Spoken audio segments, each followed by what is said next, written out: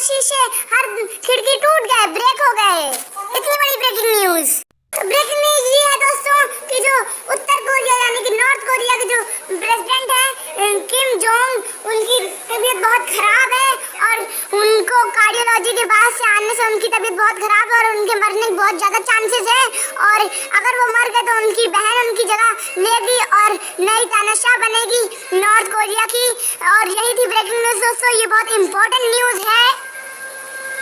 दोस्तों अगर आपको वीडियो अच्छा लगा है तो एक लाइक तो बनता है यार, और सब्सक्राइब करिए और बेल आइकन उनको ठोकना मत भूलिएगा, और कमेंट करिए और जितना हो सके इस वीडियो को आपकी तरफ फैला के शेयर कर दीजिए। और दोस्तों मेरी तो ऊपर वाले से यही प्रार्थना है कि आप सब अपने घर में रहिए, सेफ रहिए, सुरक्षित रहिए और अपना ख्याल रखिए और स्वस्थ रहिए और मजे करते रहिए। और जय हिंद, जय भारत।